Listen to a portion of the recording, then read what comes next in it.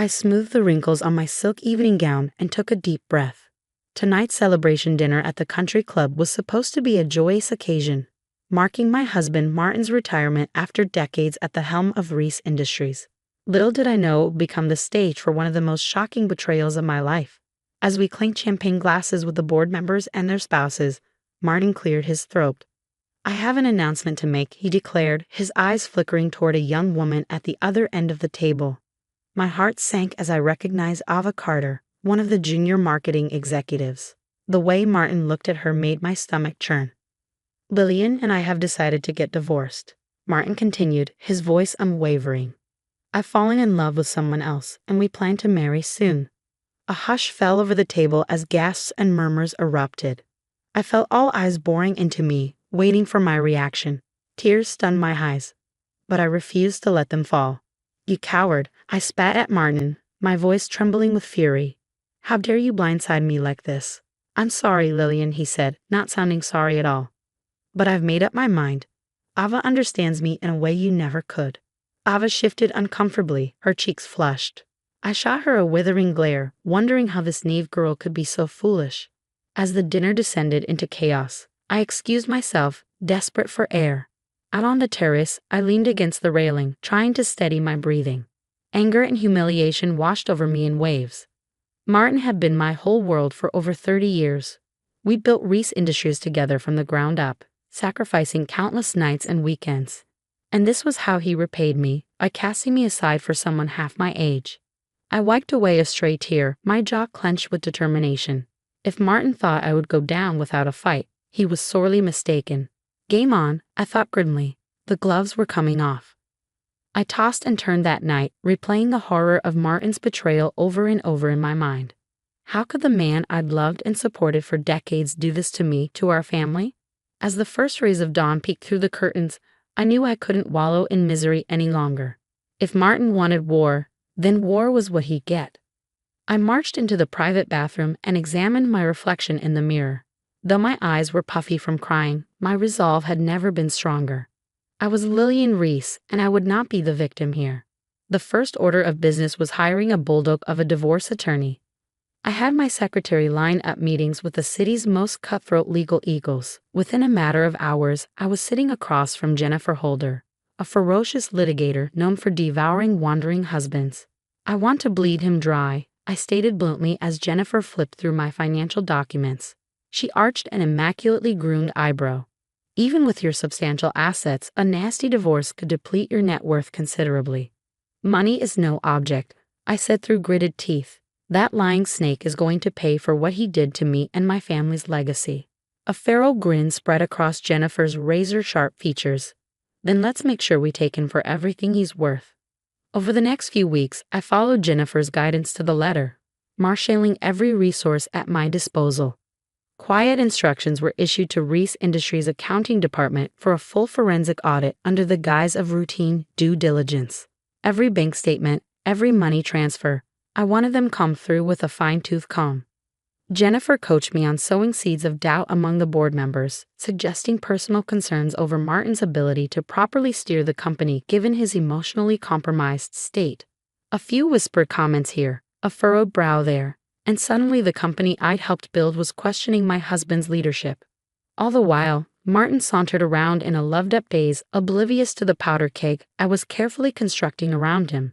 He thought I would simply walk away, that I would be content with whatever crumbs he deemed to toss my way in the divorce. The poor fool had no idea what kind of hell was coming. The forensic audit quickly bore fruit, revealing a tangled web of shady dealings all connected to Martin's desperation to impress his young mistress. Inflated expense reports, kickbacks from vendors, even outright embezzlement. He put Reese Industries' financial health at risk to fund his lavish courtship of Ava. I pored over the damning documents late into the night, my fury growing with each uncovered impropriety. This was the true depth of Martin's deceit. He was willing to sacrifice our life's work, the company we built from nothing, all for a fling with a girl young enough to be his daughter. The next morning, I hand-delivered the audit findings to the board, making sure to linger on the most egregious violations with pointed commentary. "Clearly, Martin's judgment has been clouded by his personal indiscretions," I stated, careful to keep my tone measured despite the storm raging inside me. I shudder to think how much further this rot might have spread if left unchecked. One by one, I watched the concern etching itself onto the board members' faces. Even Martin's most ardent supporters couldn't deny the evidence of his mismanagement and potential criminality. Martin, for his part, seemed stunned by my revelations. The fool actually had the audacity to pull me aside and try to plead ignorance. "Lillian, you have to believe me. I never meant for things to go this far," he blubbered. "I've made some mistakes, sure, but it was all for love." I recoiled from his clammy grasp, disgust written plain across my face. "For love? You jeopardized everything we built together for some cheap fling. I don't even recognize you anymore." As is summoned, Ava appeared in the doorway, her overdone makeup unable to mask the fragility beneath. Martin's eyes immediately locked onto her, his entire stance changing as if their bond transcended the tawdry reality. "Don't worry, my dear," he cooed. "Once the old ball and chain is out of the way, nothing will keep us apart." The naked cruelty in his voice awakened an icy clarity in me. Forget taking him for everything he was worth. This man deserved to lose it all. I crossed the room and stood squarely between Martin and his prize. "Let me make one thing clear to both of you. I am not going anywhere. This company was my lifelong endeavor long before you came along, Ava, and I'll be damned if I let either of you destroy it with your recklessness." Ava opened her mouth, her panicked eyes flicking to Martin for support, but I cut her off with a sharp gesture. "As for you," I turned my withering gaze onto my soon-to-be ex-husband. "I did not survive decades of your insufferable ego just to be discarded in your twilight years. You want to play in the mud with this girl? Be my guest, but I guarantee the only thing awaiting you is regret." Turning on my heel, I left them gaping in my wake, already planning my next salvo. Let them have their fantasy for now. Their world was about to come crashing down. With the audit findings laying bare Martin's misdeeds, I knew I held all the leverage for ensuring a favorable divorce settlement. Still, I intended to twist the knife further before going in for the kill.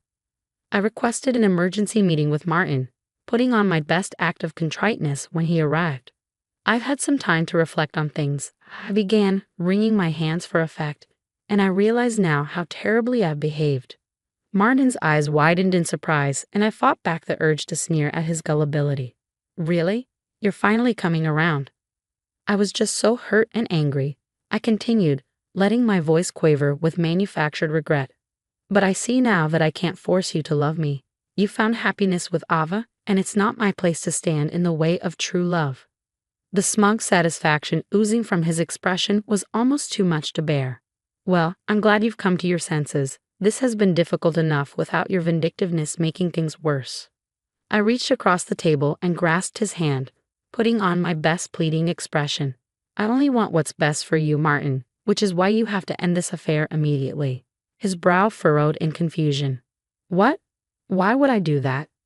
Leaning in, I lowered my voice conspiratorially. "Because I'm afraid Ava has been using you this whole time, taking advantage of your generous nature for her own gain." Martin opened his mouth to protest, but I barreled on with my carefully constructed narrative. "I hate to be the bearer of bad news, but I've discovered evidence that she's been having other affairs. Multiple affairs, Martin. She's been bleeding you dry to fund her indiscretions behind your back." His face cycled through a kaleidoscope of emotions. Anger, hurt, disbelief. "No, Ava would never. We love each other." Putting on my most sorrowful expression, I gave his hand a pat. "I'm so sorry, but it's true. The bank records, the money transfers, it's all there in black and white. She's been making a fool of you."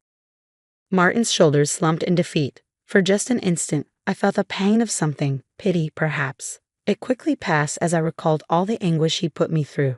If it's any consolation, this newfound wisdom has made me realize how deeply I've misjudged you over the years. I lied through my teeth.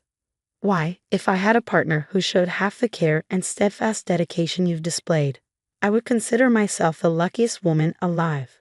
That seemed to bolster Martin's spirit somewhat as he mumbled a thank you. Men were so easy to manipulate once you mastered their fragile egos. As he lumbered out, I allowed myself a satisfied smile. Between the gaping financial void awaiting him and the carefully planted seeds of doubt about his precious Ava's fidelity, Martin's world was crumbling all around him. Just a few more shoves, and the whole pathetic facade would come crashing down in delicious ruin.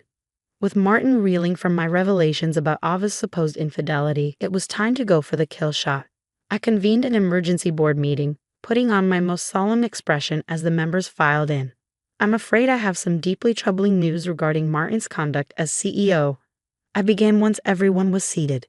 It pains me to have to do this, but the evidence leaves me no choice. I nodded to my assistant, who distributed the damning audit findings, letting the weight of the financials speak for themselves. Audible gasps and murmurs rippled through the room as they digested the extent of the embezzlement and misappropriation. As you can see, Martin has been systematically looting the company's coffers, all to fund an utterly unacceptable personal relationship, I declared, letting the accusation hang heavy in the air. His judgment has been hopelessly compromised to a degree that constitutes gross dereliction of duty. Walter Grimes, one of the senior board members known for his unshakable ethics, set down the report with a look of profound disappointment. I had my suspicions, given the rumors, but I never imagined the depths of Martin's betrayal. This is a gut punch. Believe me, Walter, I understand your pain all too well, I replied, putting on my most mournful expression. Which is why, as difficult as it is, I feel we have no choice but to relieve Martin of his duties, effective immediately. A chorus of solemn nods rippled through the room. Even those typically loyal to Martin seemed unable to overlook his staggering lapses. Gritting my teeth, I forced out my next words. It truly breaks my heart to say this, but Martin's personal indiscretions appear to have sent him into an emotional tailspin, calling into question his fitness to lead this company. For the good of Reese Industries and our employees, I recommend an indefinite leave of absence on medical grounds while he seeks treatment. The cowed reactions told me they had taken the bait by portraying Martin's ouster as a compassionate intervention rather than a straight termination. I had given them all plausible deniability to avoid feeling complicit in his downfall. As the meeting adjourned with the board's full endorsement, I allowed myself a small, satisfied smile. Everything was falling into place perfectly. The forensics, the sowing of doubts, and now this coup de grace. A part of me felt a flicker of sadness at how far my beloved husband had fallen. But he had chosen to throw away the life we built together through his arrogance and weakness. I merely ensured he suffered the full consequences. My reverie was interrupted by the ping of a new email from Jennifer, my attorney. Pulling up the message, I scanned her concise update and felt a rush of vicious satisfaction. Transfer of assets proceeding as planned. The financial guillotine is primed. Just say the word. I typed a simple reply. Do it. Let the delicious ruination begin. The dominoes began falling into place with ruthless precision. Within days of being forced into a leave of absence, Martin found himself being systematically frozen out of Reese Industries operations. Emails went unanswered, meetings rescheduled, until he was essentially a ghost presence at the company he had once lorded over. I could only imagine the sinking feeling in the pit of his gut as the power he had taken for granted for decades slipped through his fingers. Still, I knew the worst was yet to come for the arrogant fool. Ms. Reese, you have a visitor. My assistant's voice crackled over the intercom. Ava Carter is asking to see you. A cruel smile tugged at my lips as I buzzed her in. The girl's arrival was right on schedule. Ava entered, looking every bit the rabbit caught in the headlights.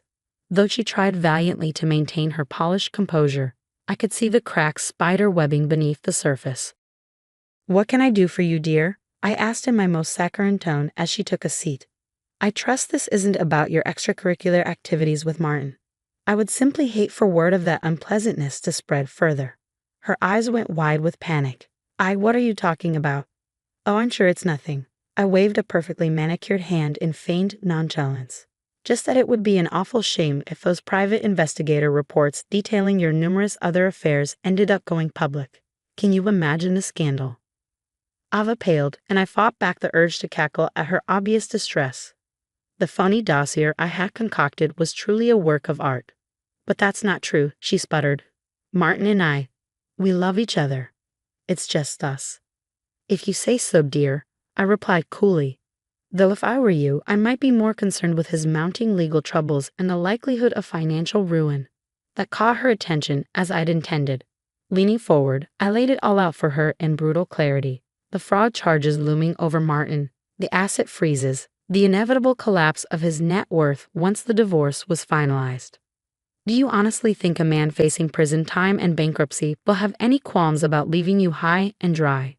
I asked with mock sympathy, or that you'll still hold any appeal to him once the thrill of your tawdry affair fades. Ava's porcelain features crumpled as the truth sank in. She was nothing more than a disposable plaything to Martin, shiny arm candy to be cast aside the moment she ceased to be convenient. "You're lying," she whispered. But it was clear she didn't believe her own words. Smiling thinly, I delivered the killing blow. "If I were you, I'd get out while you still can. Cut your losses and find yourself a fresh mark to leech off of.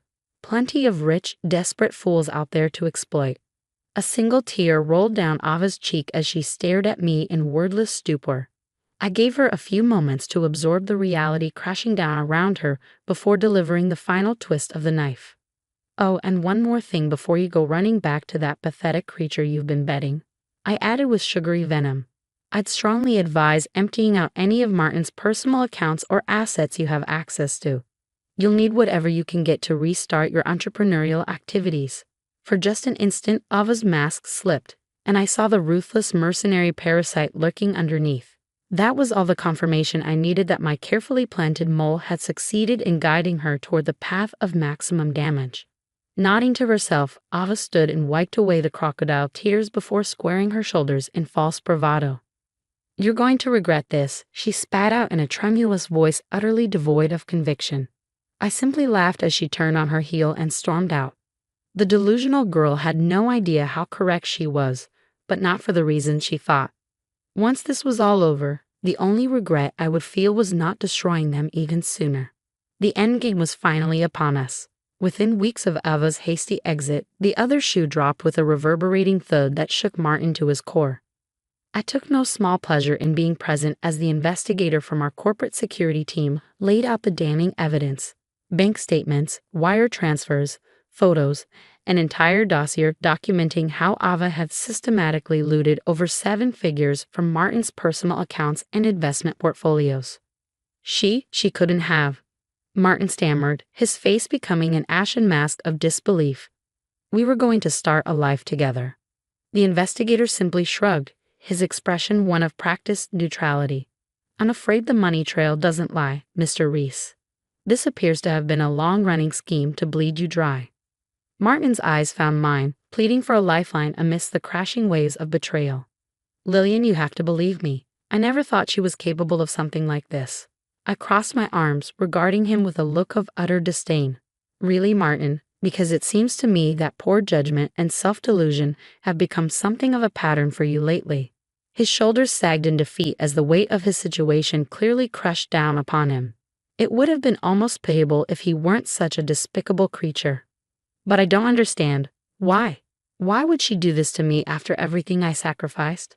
He choked out. This time I allowed myself a feral smile.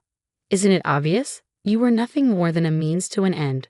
A vain, gullible fool ripe for the fleecing by someone younger and prettier who knew just which strings to pull."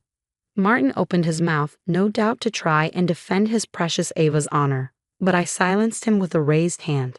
"Save your breath and what little dignity you have left. This is just the opening act." My smile twisted into something darker. The avalanche was coming, and he was going to lose everything. Over the next several days, the full scope of Martin's ruination began revealing itself. The financial penalties and legal fees started piling up, draining his liquid assets. Forensic auditors identified even more dubious transactions and potential tax avoidance schemes, bringing down the wrath of the IRS. Meanwhile, the revelations of corporate malfeasance I had carefully stoked stripped Martin of every remaining board seat and title position. He went from captaining a billion-dollar empire to a shunned pariah in the span of a month, his legacy crumbling into dust. The killing blow, however, came from an unexpected direction. The gossip rags and society pages that had once fawned over his storybook marriage to me were now tearing him apart. With the collapse of his non-disclosure agreement as part of the divorce proceedings, I carefully fed tantalizing morsels about his affair and accompanying spending benders to key media contacts. Soon tales of poor, used Martin and his gold-digging mistress were splashed across the glossies in salacious detail. A scandal of such delicious karmic proportions was simply too irresistible to avoid, no matter how much old money changed hands to smother it initially. In one final insult, Martin's beloved country club membership was terminated under a cloud of humiliation, the old guard closing ranks around him like a vice. He had become a cautionary tale, something to be shunned and whispered about over chilled Martinez. When he inevitably crawled back to me, begging for clemency and a chance to restore some fragment of his former life, I denied him with icy finality. "This is the bed you made for yourself, Martin," I said, unmoved by his pleas. "I suggest you learn to sleep in it." As he slumped away, broken and discarded, I felt an unfamiliar sensation blossom within me. Not quite happiness, but perhaps a sense of resolution. This chapter of betrayal and trauma was finally closed, allowing me to turn my focus to what lay ahead. The machinations had been brutally unpleasant but a necessary crucible to ensure my complete autonomy moving forward. Never again would I allow anyone or anything to compromise the destiny I had fought so hard for.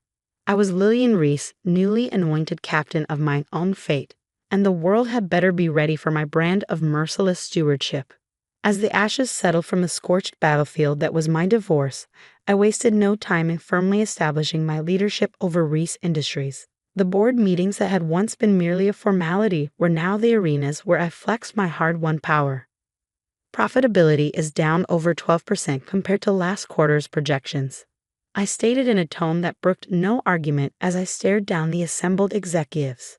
I want to know why, and I want solutions on my desk within 48 hours. There was a momentary silence as the senior leadership team avoided eye contact, each silently willing one of the others to step into the firing line first. Finally, Stephen, the CFO who had been Martin's loyal foot soldier for years, cleared his throat. The shortfalls can likely be attributed to the recent transition and its attending disruptions, he began, choosing his words carefully, not to mention the lingering PR headaches from, My eyes narrowed dangerously. "You mean the scandal my dearly departed husband created through his reprehensible behavior, the one that jeopardized this entire company's future through his recklessness?" Stephen visibly shrank back, face flushing. "Well, I didn't mean to imply."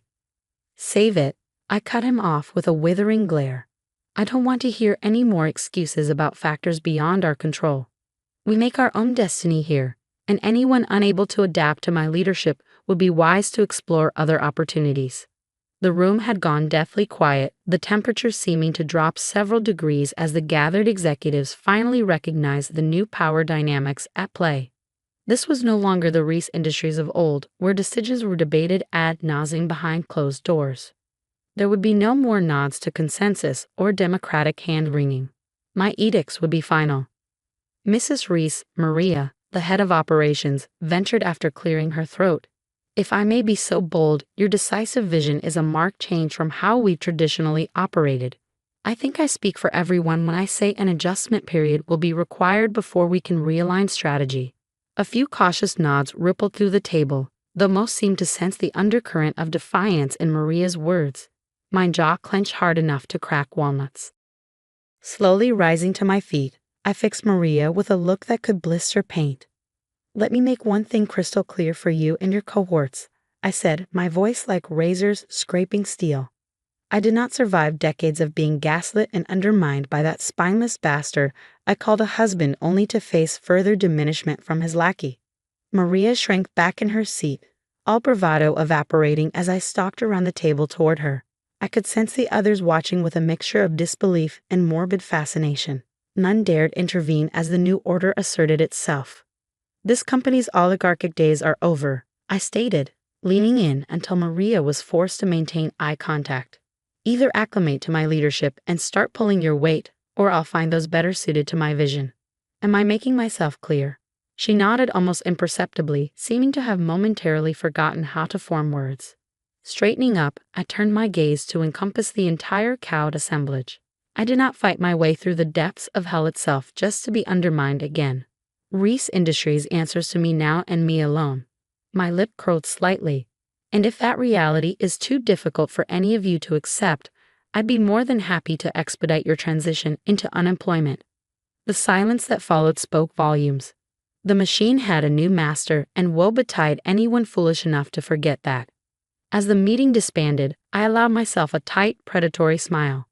This was merely an opening gambit, the first assertion of the ruthlessness that would be required to remake this company in my own image. Pity Martin hadn't possessed even a fraction of my strength, and resolved those final years he frittered away in pursuit of his youthful indulgences. Perhaps then this bloody transition could have been avoided. But in the end, his failures had become my greatest advantage, the forge where my own ferocious independence was smelted, where I emerged hardened, immutable, and finally in complete control of my destiny. I was Lillian Reese, and from this day forward, my name would be synonymous with strength, perseverance, and remorseless ambition. All that remained was for the rest of the world to take heed.